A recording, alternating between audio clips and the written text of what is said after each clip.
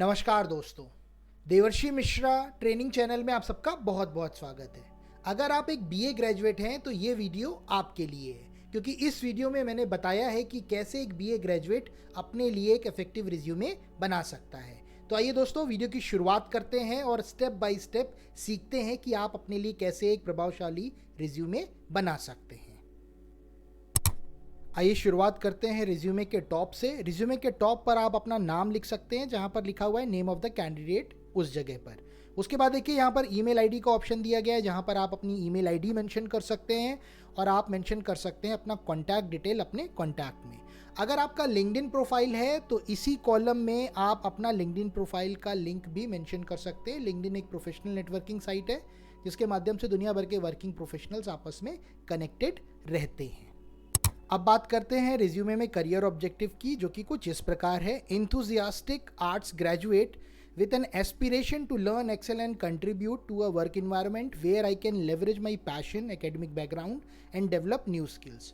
तो देखिए यहाँ पर कैंडिडेट ने बहुत क्लियरली लिखा हुआ है कि वो एक इंथुजियास्टिक आर्ट्स ग्रेजुएट है, मतलब उसमें बहुत ज़्यादा उत्साह है और उसकी महत्वाकांक्षा है सीखने की, आगे बढ़ने की और योगदान देने की एक ऐसे वर्क इन्वायरमेंट में जहाँ पर वो अपने पैशन और एकेडमिक बैकग्राउंड को लेवरेज कर सके, मतलब उसका मैक्सिमम यूटिलाइजेशन कर सके, उपयोग कर सके और साथ में नई स्किल्स भी डेवलप कर सके। तो इस तरीके से आप अपना एक स्पेसिफिक करियर ऑब्जेक्टिव लिख सकते हैं अपने रिज्यूमे में। आइए बात करते हैं रिज्यूमे में कॉम्पिटेंसीज की। कॉम्पिटेंसी का मतलब होता है योग्यता। तो देखिए यहाँ पर कैंडिडेट ने लिखा है कि उसके पास कम्युनिकेशन स्किल्स की योग्यता है। यहाँ पर कम्युनिकेशन स्किल्स का मतलब written communication skills and oral communication skills. इसके बाद देखिए उसने लिखा है कि उसके पास क्रिएटिविटी है, मतलब वो रचनात्मक है। तीसरी चीज़ देखिए उसने लिखा है पब्लिक स्पीकिंग, मतलब उसके पास में पब्लिक में बोलने का हुनर है, मतलब स्टेज पर बोल सकता है, लोगों के सामने बोल सकता है, मीटिंग में बोल सकता है। उसके बाद देखिए कैंडिडेट ने मेंशन किया है नेटवर्किंग। यहाँ पर नेटवर्किंग का मतलब है कि लोगों से मिलना, लोगों से मिलकर इंटरेक्ट करना और उनसे प्रोफेशनल पर्सनल रिलेशनशिप डेवलप करना। इसके बाद देखिए टीम वर्क मतलब वो टीम में कार्य कर सकता है। इसके बाद उसने लिखा है एडेप्टेबिलिटी। एडेप्टेबिलिटी का मतलब होता है आप अलग अलग परिस्थितियों में खुद को डाल सकते हैं, अनुकूल कर सकते हैं। तो ये योग्यताएं कैंडिडेट ने अपने रिज्यूमे में मेंशन की है। इसके अलावा भी अगर आप में कोई स्पेसिफिक योग्यता है तो उसे आप कॉम्पिटेंसी में मेंशन कर सकते हैं। दोस्तों, कॉम्पिटेंसी के बाद अब मैं रिज्यूमे में बात करूंगा एकेडमिक प्रोजेक्ट की, जो एक नई चीज़ है रिज्यूमे मेकिंग के पॉइंट ऑफ व्यू से। अगर आप एक ग्रेजुएट हैं जिसने अभी अपना आर्ट्स में ग्रेजुएशन कंप्लीट किया है, हो सकता है आपने अपने ग्रेजुएशन में किसी प्रोजेक्ट पे काम किया हो, जो कि इंडिविजुअल प्रोजेक्ट भी हो सकता है ग्रुप प्रोजेक्ट भी हो सकता है, या ये चांसेस भी हैं कि आपने किसी तरीके का कोई प्रोजेक्ट ना किया हो या कोई प्रोजेक्ट था ही नहीं। तो यहाँ पर मैं एडवाइस करना चाहूँगा कि आप चाहें तो अपनी तरफ से कोई प्रोजेक्ट पिक कर सकते हैं और उस पर काम कर सकते हैं और उसका डिटेल अपने रिज्यूमे में मेंशन कर सकते हैं। इससे आपको बहुत फ़ायदा होगा। क्यों? सबसे पहली चीज़ तो मैं आपको बताना चाहता हूँ, लाखों ग्रेजुएट्स अपना ग्रेजुएशन करते हैं लेकिन कई सारे ग्रेजुएट्स किसी भी तरीके का प्रोजेक्ट नहीं करते। अगर आप एक प्रोजेक्ट करते हैं तो आप अपने रिज्यूमे में इस इन्फॉर्मेशन को बहुत अच्छे से मेंशन कर सकते हैं और ये आपको थोड़ा सा अलग दिखाएगा बाकी कैंडिडेट से। तो देखिए यहाँ पर एकेडमिक प्रोजेक्ट की बात की गई है, जहाँ पर टॉपिक मेंशन किया गया है। टॉपिक जैसे कि इसमें लिया गया है हिस्ट्री ऑफ नालंदा का इतिहास। आप चाहें तो यहाँ डिस्क्रिप्शन दे सकते हैं कि ये प्रोजेक्ट एम करता है जिसमें आप बहुत ही कॉम्प्रिहेंसिव तरीके से समझेंगे, जानेंगे नालंदा की हिस्ट्री के बारे में।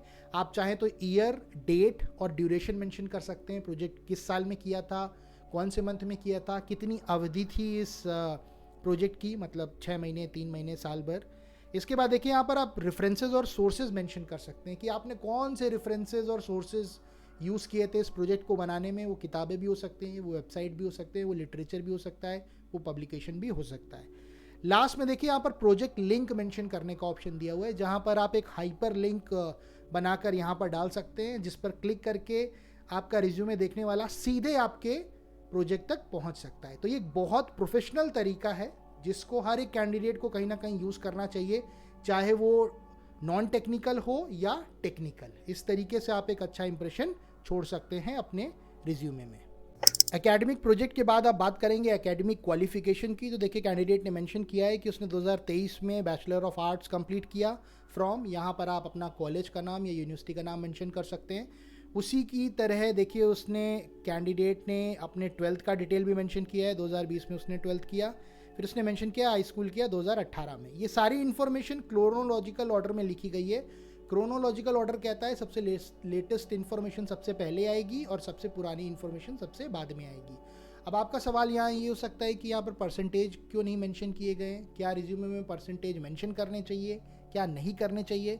इससे रिलेटेड इंपॉर्टेंट वीडियो का लिंक मैंने ऊपर आई बटन में दे रखा है, आप वीडियो देखकर क्लैरिटी से समझ सकते हैं।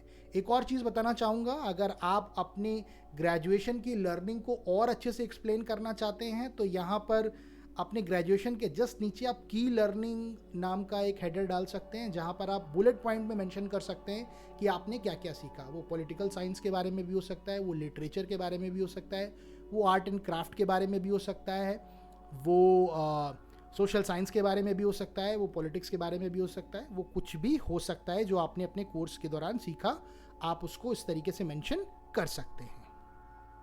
अब रिज्यूमे में बात करेंगे कैंडिडेट की टेक्निकल प्रोफिशिएंसी की, मतलब उसके पास तकनीकी योग्यता क्या है। तो देखिए यहाँ पर कैंडिडेट ने मेंशन किया है कि उसने डिप्लोमा किया है कंप्यूटर एप्लीकेशन में 2023 में। यहाँ पर फ्रॉम के बाद आप नाम डाल सकते हैं उस कॉलेज, इंस्टीट्यूट या यूनिवर्सिटी का जहाँ से आपने डिप्लोमा किया था। इसके अलावा भी अगर आपने कोई सर्टिफिकेशन किया है, कोई प्रोग्रामिंग लैंग्वेज सीखी हो या कुछ भी, तो उसे आप मेंशन कर सकते हैं अपनी टेक्निकल प्रोफिशिएंसी में। इसके अलावा अगर आप चाहें तो अपना कोई सर्टिफिकेशन मेंशन करना चाहें तो आप सर्टिफिकेशन हेड के अंडर में उसको मेंशन कर सकते हैं। टेक्निकल प्रोफिशिएंसी के बाद आइए बात करते हैं कैंडिडेट की एक्स्ट्रा करिकुलर एक्टिविटीज़ के बारे में। तो देखिए यहाँ पर कैंडिडेट ने मेंशन किया है कि उसने आर्ट्स एंड क्राफ्ट एग्जीबिशन में पार्टिसिपेट किया था एज अ फैसिलिटेटर 2021 से लेकर 2023 तक, और उसने ये भी मेंशन किया है कि उसने कॉलेज को रिप्रेजेंट किया है नेशनल कल्चरल फेस्ट में 2021 से लेकर 2023 तक।